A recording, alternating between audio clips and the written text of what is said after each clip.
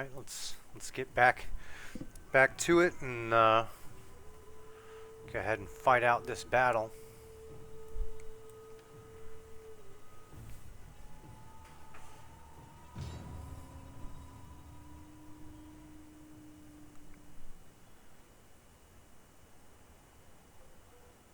So probably um,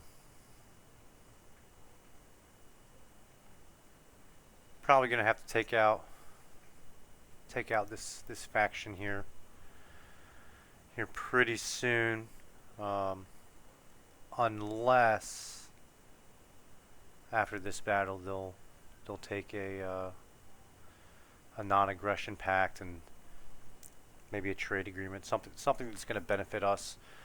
The reason being is I'm having to hold on to this settlement and their settlement. We're not there yet. So for now, it's just enough to hold them back. Um, but we'll see. We'll see what happens.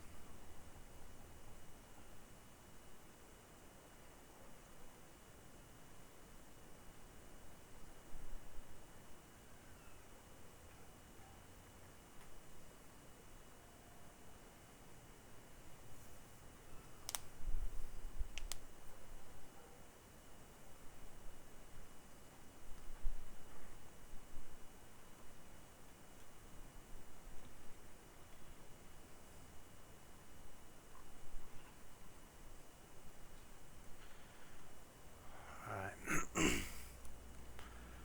So let's take a look here. They got their onager. They're gonna be attacking from the sea.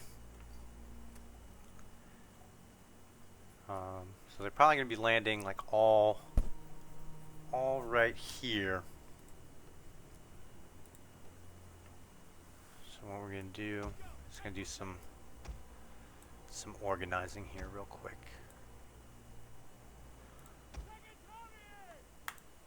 We're gonna put the barricade here. Or maybe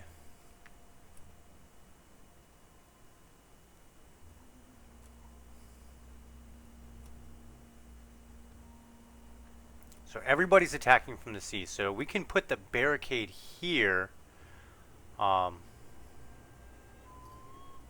which is really good for our archers, because if we put our archers here, whenever you have missile units on a barricade and there's a unit that's attacking the barricade, almost all of your shots that your missile unit is firing is going to hit the target. So let me scroll out here. So you can see, you can see the range of the archers, which like the maximum range is like over here. But the thing with missile units is the further out you go from the missile unit, the less chance they have of actually hitting the targets. Their projectiles, they spread out. They impact in a greater area. So the closer the missile unit is to the unit that it's engaging or that it's firing at, the more of your projectiles you're going to hit.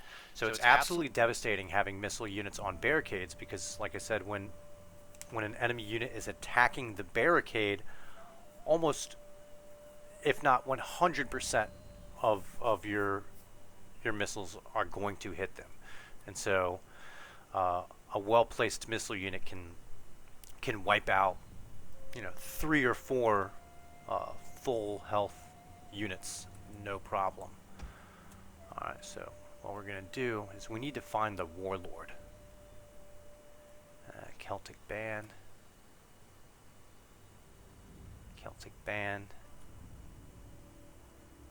There it is. Celtic warlord. So what we're gonna do is our melee ship here. we're going to actually send after their general, because even though they have 120 models in their unit and we only have 48, most of the time the melee ship is going to be able to defeat them. The only thing we have to worry about really is these guys. The missile units on the transport ships can still fire their projectile weapons, which that's something that could also be used as far as a strategy, is while they're still on the transport ships, trying to get them to waste their ammunition on your units out at sea, especially if you really don't care about them.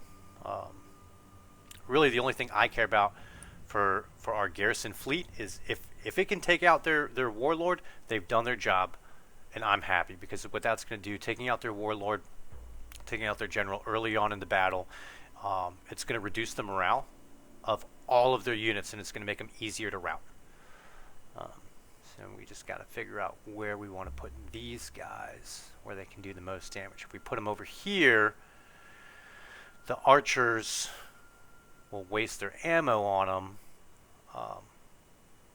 but then they'll just essentially get wiped out. And the cool thing about missile units in fleets, not on transport ships, but actually in fleets, is they can replenish their ammunition. So they essentially have infinite ammo, which is going to come in handy later on in the campaign, once we start building our navies.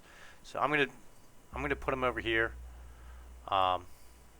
These guys do a ton of damage, so I'm gonna let them waste some of their ammo on our guys, and then whatever free kills we can get out of here, I'm cool with. But the thing is, they have another fleet coming, so I have to figure out if I want to have this blocked off and then force them to come up this way and this way, or if I just want to go ahead and defend this choke point, block this off, and then I only have to defend here and here, because we're pretty much keeping all of our forces in here except for our cavalry, which we're going to hide off to the side. That way we can bring them in once they've committed their forces, get some rear charges, rout off or chase off routing troops. So the question is, do we want to defend this and this, or do we want to defend this and that? I'm gonna say for this battle, it's probably a better idea to defend this and this, just because this is a much smaller area that we're gonna have to defend. And if we can funnel their troops in here into this choke point, then that just benefits us. So we'll do that. Before I forget, let's go ahead and hide these guys over here. Alright, so with these battles, the overwhelming majority of the battles for probably the next 100 turns are going to be settlement battles and sieges. More often than not, we're going to be outnumbered at least 2 to 1. So like I said in the first video, I am going to use some tactics that people would consider kind of cheesy, but they're going to be necessary, because when you're facing something like, 3 to 1, 4 to 1 odds, you can't win a battle in a stand-up fight. Like, you have to use the map and the game to your advantage. So we're going to go ahead and put everybody in the stationary testudo. which is fine. We're going to put our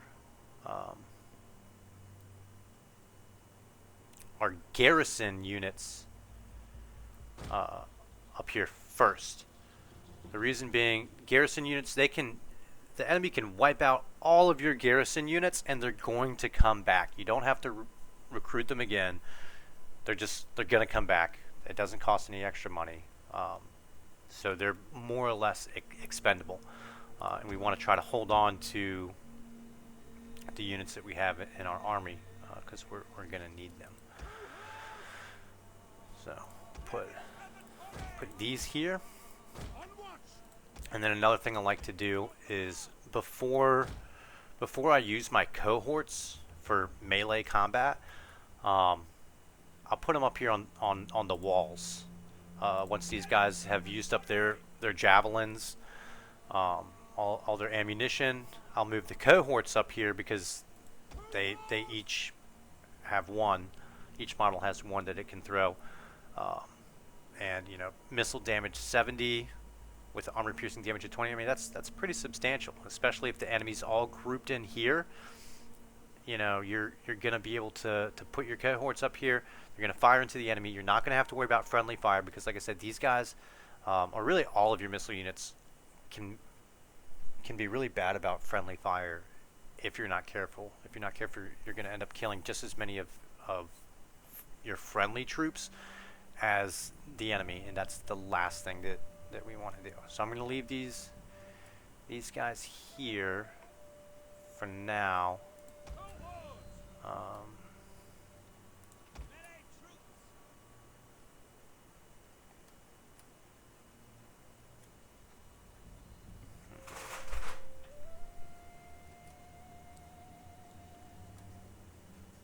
And then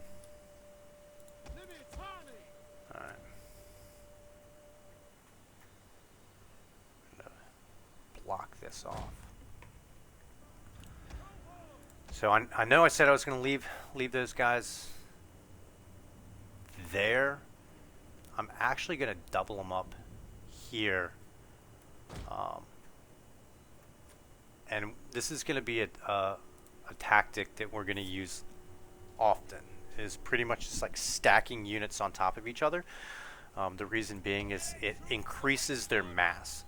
So if you have a cavalry charge, like shock cavalry, they're going to run into this, and whereas if it was just one unit, they might be able to punch through, but if you have a bunch of units stacked up on here, they're not going anywhere because they don't have enough mass to push through multiple units like that. So it's actually does a much better job of protecting our troops. And then our general, we're just gonna keep back here in a mobile testudo. These guys, we'll put them over here just in case when the reinforcing army comes.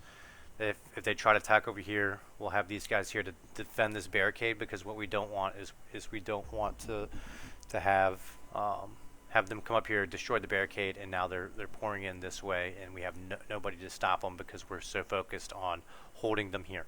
So the whole purpose of your infantry in this battle, and all of the battles that are going to be like this, is your infantry, their only job is to hold. You're not trying to kill the enemy infantry with your infantry. They're just holding their position, and then what's going to happen is once they've committed their forces, you know, they're all bunched up right here and right here. You know, we've wasted, or not wasted, but we've used up all of our ammunition for our missile troops. Then we're going to come in with our cavalry, and we're just going to do cycle rear charges. And so the killing power in all of our garrison armies is actually our cavalry, not the infantry. All right, so I think that's pretty good, actually.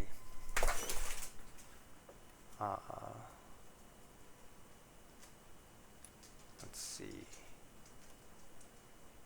there's anywhere over here to hide them. No. Oh well. That's fine. Alright. Let's start the battle.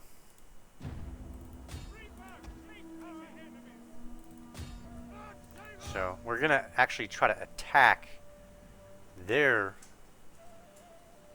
missile units with our missile units. Kill off as many as we can.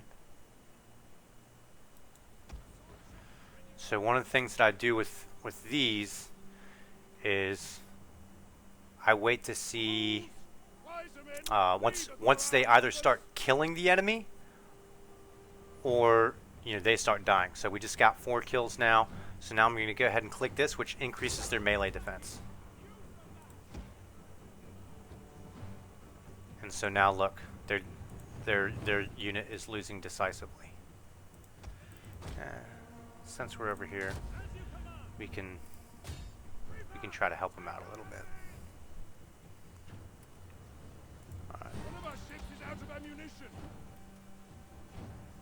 Alright, so the cab is coming over here. And what we're going to do, we're going to go ahead and take out their onager with our cab, while their cab is just kind of hanging out over here. The men have received more ammo. What's going to happen is this watchtower is pretty much just going to start taking out those guys. We do have to be careful with their cab here, so we're actually gonna pull our cab back because we don't want to engage their cab in a stand-up fight. We want to wait until their cab is more or less committed.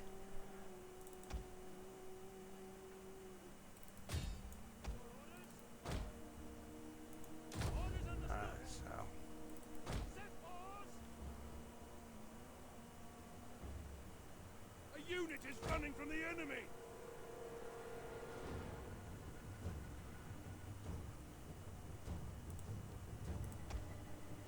We're also going to turn fire at will off on them.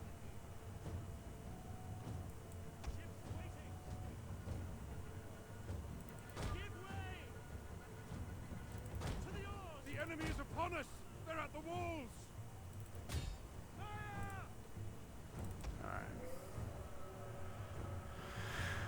So their cav is engaged.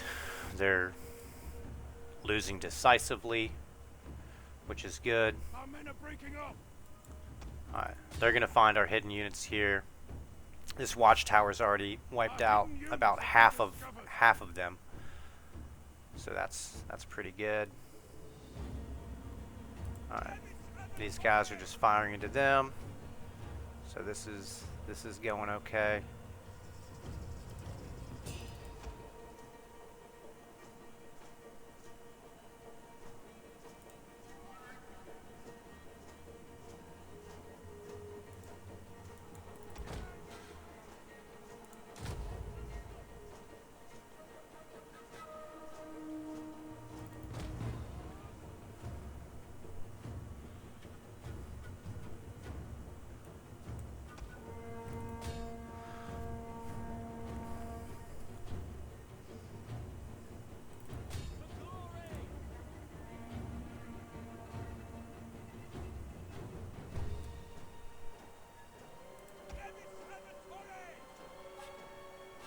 Keep firing.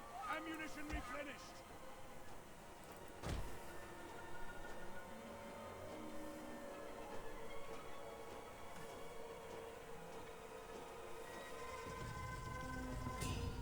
Alright, so a good rule of thumb is there's no point in once an enemy unit is below 10 models, there's no point in trying to kill the rest of them.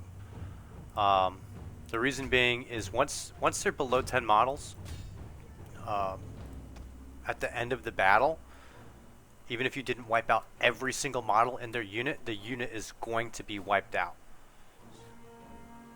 The enemy are ambushing us. settlement is burning!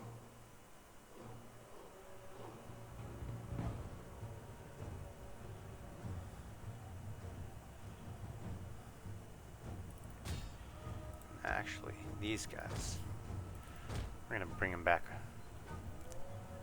around. Nothing remains of that tower now. These guys are out of ammunition. Pull them back. Defensive position! We're gonna put the cohorts here. General! I'm gonna move our general up, give these guys a morale bonus. Go ahead and give them a defensive bonus as well. How are we doing back here?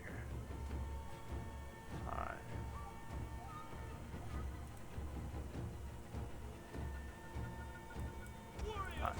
They're good. They're done.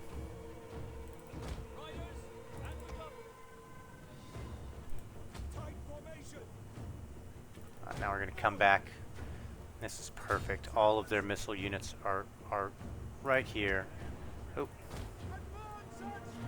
Alright.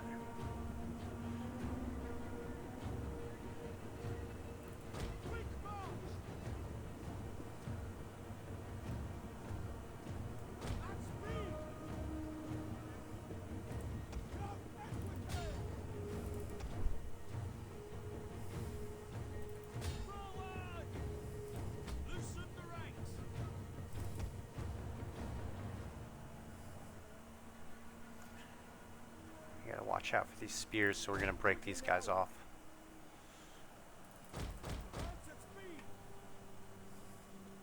Because we do not want our cav to be fighting spears. Alright, we'll send these guys in.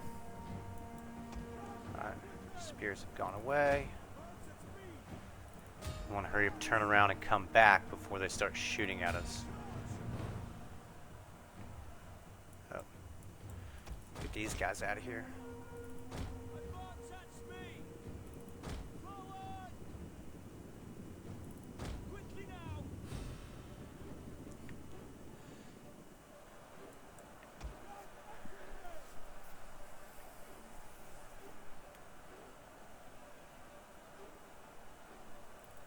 The enemy have rallied their units!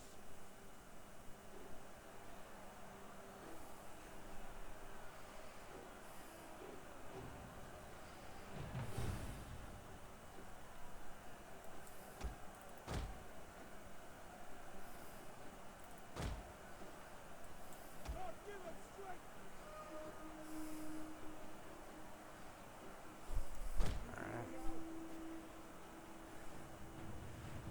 These guys back. I guess nobody's attacking over here, so we're just gonna go ahead and move our archers up here. We'll turn on fire at will. Let them shoot into here. That's fine.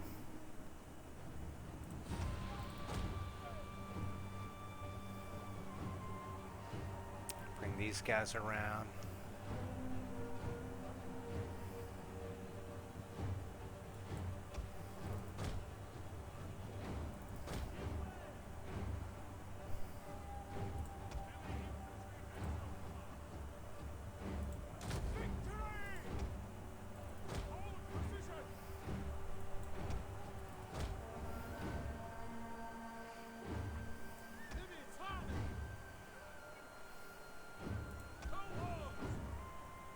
You can go ahead and push these guys in.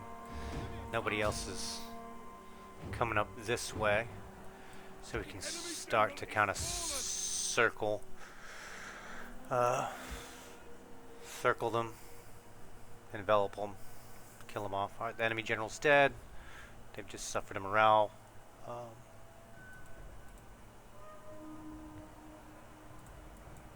Morale penalty for having their general being dead.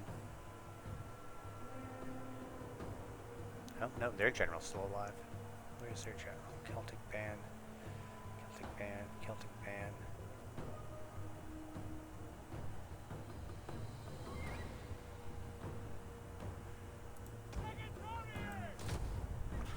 I don't know where their general is. We're gonna have to...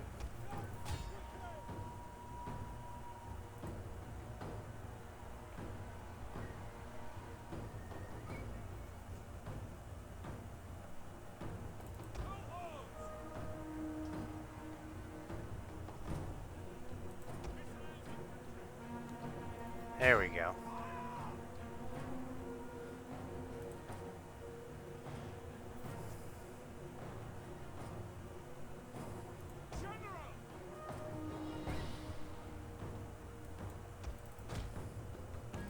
These guys over here replenish their ammunition. All these guys are wavering, so we want to try to go ahead and rout them off if we can. We don't want them coming back.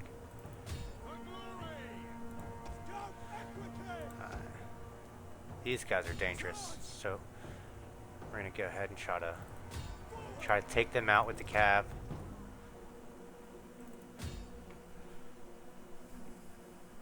The men have received more ammo. Give us strength. Enemy units have rallied and returned to the battle. For the gods! Charge!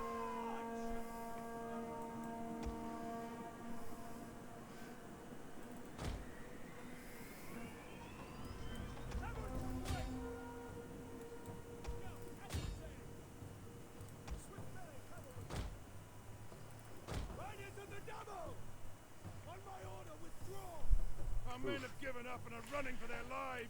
That's not what we wanted, but should still be fine. We're still in a pretty good situation. I mean, all their units are wavering. We just landed these guys who are going to be able to fire, you know, fire at their backs, which that'll probably just break all those guys. So this is another thing you have to be careful of. So trying to chase down enemy units by watchtowers, because the watchtowers are going to be firing at those routing units. However, they're gonna hit your units as well. So you gotta be careful about that.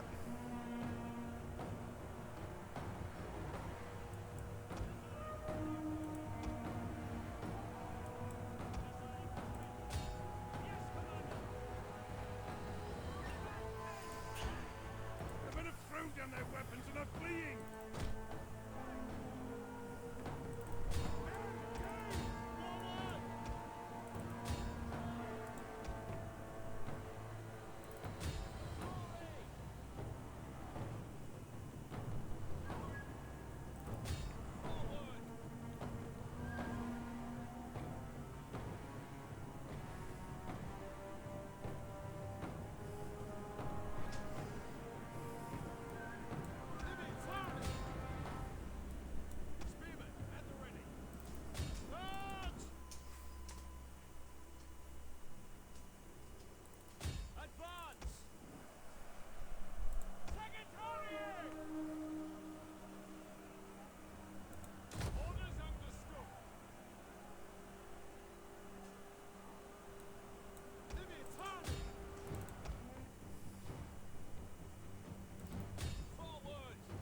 Our men flee the field of battle.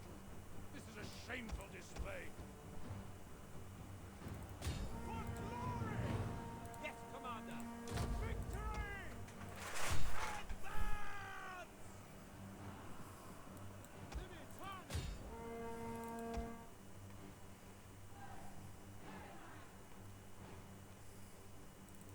Charge! For glory! I don't have to worry about any of those guys. They're all below 10, 18, 31. Have rallied their units. I mean, we've pretty much won the battle at this point, even if the enemy doesn't know it yet.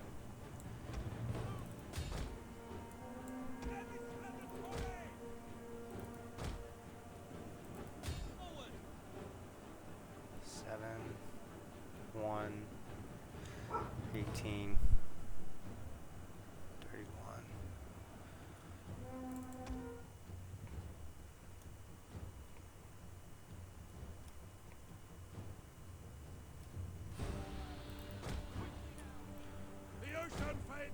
So now it's just about trying to chase him down. Like I said, the magic number is less than 10. If we can get each of their units down to fewer than 10 models, then we've effectively wiped out that unit. That's 4.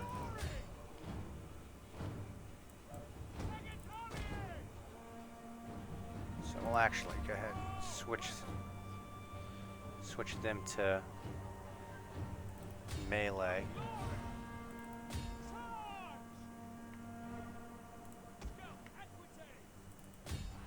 Speed this up. I don't know if it'll make a difference or not.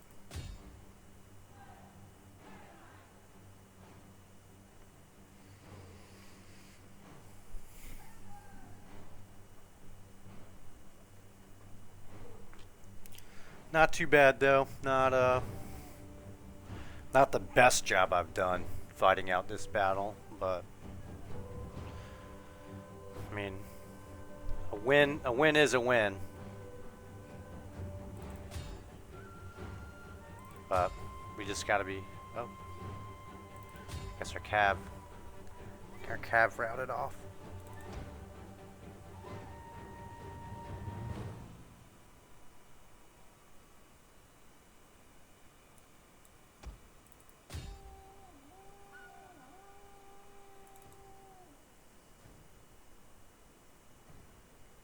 Who's shooting?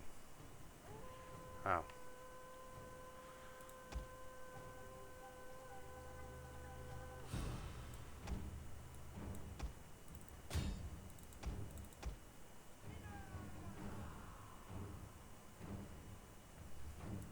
Be super awesome if they could catch up to these guys.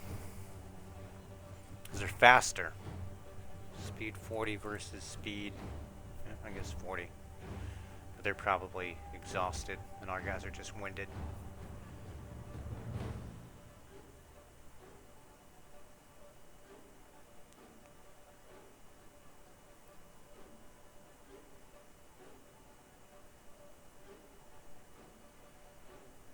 Because then, I mean, worst case scenario, what we could do, if we've just wiped out all 3 of their armies, next turn we can just recruit a bunch of mercenaries,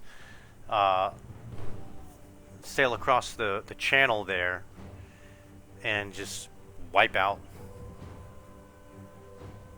their settlement, and then by doing that, we destroy them as a faction.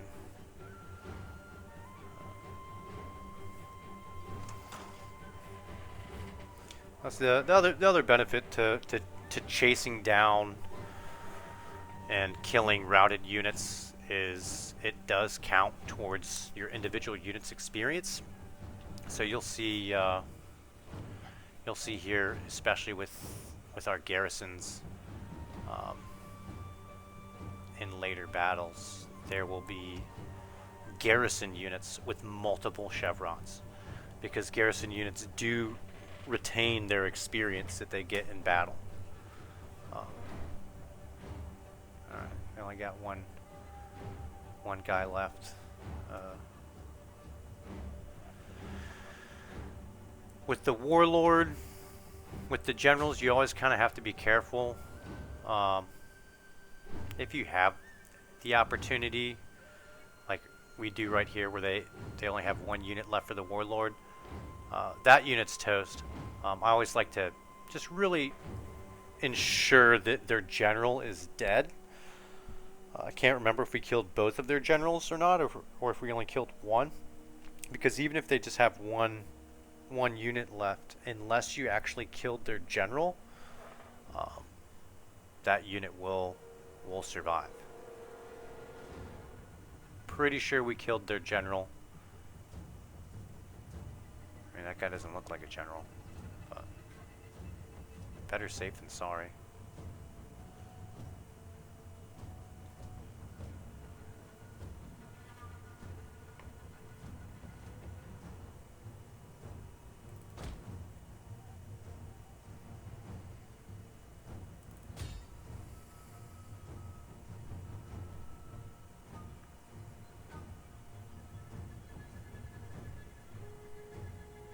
Alright, we'll go ahead and end the battle.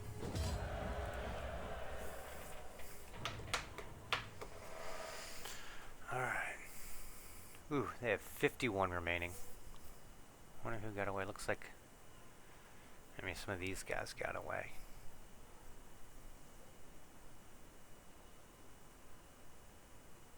Not bad.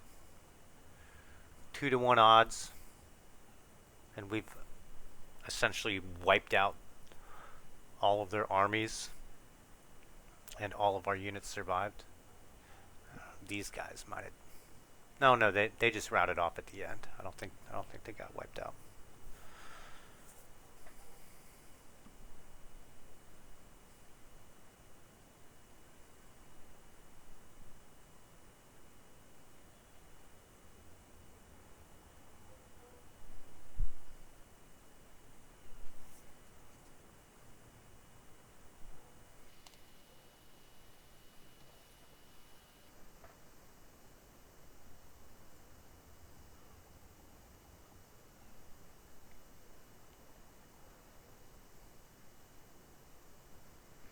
And like I said, you can fight this battle with just those 4 units of the garrison.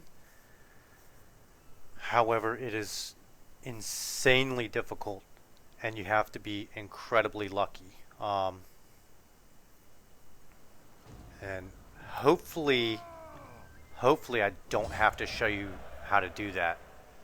Oh yeah, there you go. Wiped them out. And we didn't lose any units. Alright. We get 364 minus 7. So all of later on we're going to use this, especially when we're dealing with rebellions. We're pretty much going to ransom and release captives every single time because it's just money. Garrison units, you don't have to worry about integrity. However, since this is in the very beginning of the campaign, we are not going to choose this because all of your armies start off with fairly low integrity. So we need them to build up their integrity before we even start considering this as an option. Otherwise, it's just going to cause us problems. So instead, we'll take on the warriors, get that 10% replenishment. Oh, you're going to come attack? Oh. I really didn't do anything.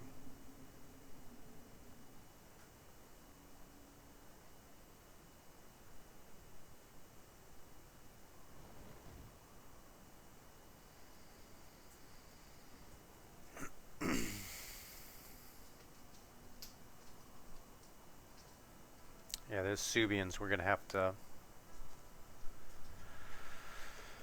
we're going to have to take care of them. They always make me nervous because they start off in your territory.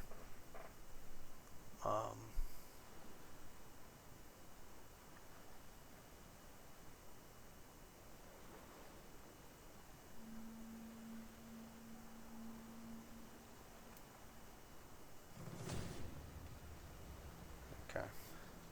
So what I'm going to do, just for the sake of time, for the videos, is all these battles. I'm probably just going to do like one battle per video. That way you're not watching hours. That way each video is not like an hour and a half, 2 hours long. And so I'll go ahead and end this video and immediately start the next one with this battle. So give me just a second. I'll go ahead and close this out, upload this, and then we'll jump right back in with this battle.